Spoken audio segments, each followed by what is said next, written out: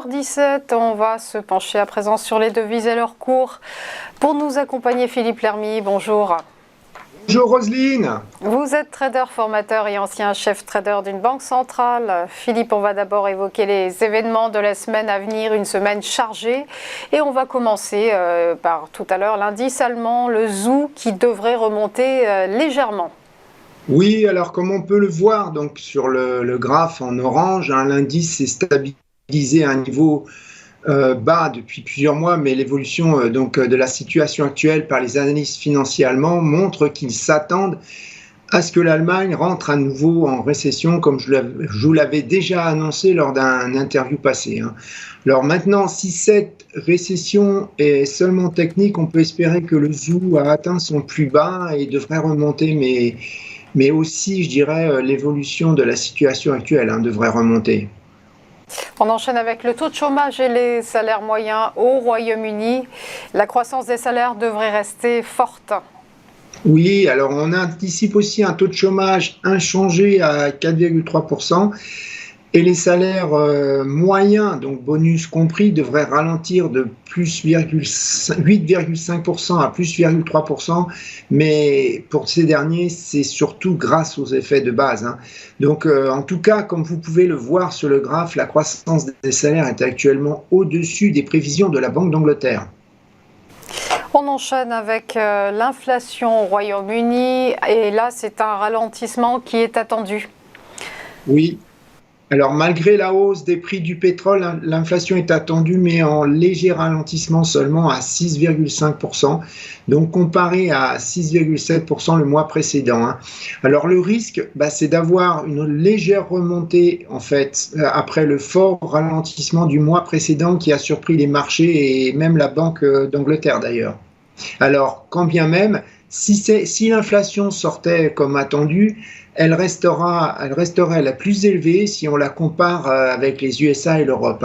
Les bonnes nouvelles, je dirais, du côté de la baisse d'inflation pourraient venir du ralentissement, je veux dire plutôt de l'inflation, pourrait venir de l'inflation alimentation énergie, car si elle baissait sous les 6%, ce serait la première fois depuis le début de l'année. Et on regardera aussi l'indice RPI qui devrait refléter une baisse des coûts du logement. On enchaîne avec l'inflation au Canada. Une inflation forte rendra probable une hausse du taux directeur. Oui, alors les économistes attendent une inflation inchangée à plus 4% pour le mois de septembre. Les prix à la pompe ont remonté. Ont monté d'abord, puis redescendu au même niveau.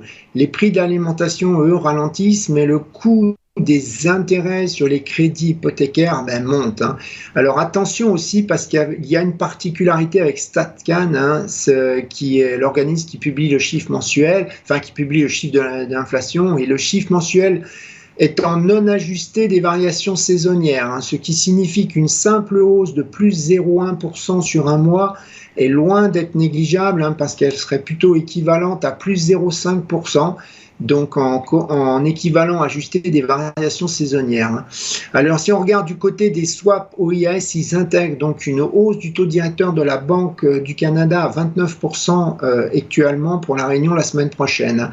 Donc si l'inflation sortait forte, on peut penser qu'il y aurait alors une chance sur deux de voir une hausse du taux. Donc ça va être intéressant de traiter la paire de l'arcade. On poursuit avec les ventes au détail aux USA. Ces ventes devraient montrer une faiblesse de la consommation. Oui, c'est ce qu'on peut penser dans la continuité du sondage sur le sentiment des consommateurs qui a été publié vendredi dernier par l'Université du Michigan. Les ventes au détail devraient montrer une faiblesse de la consommation. Et on termine ce calendrier de la semaine avec le discours de Jérôme Powell, le président de la Fed, au Club économique de New York.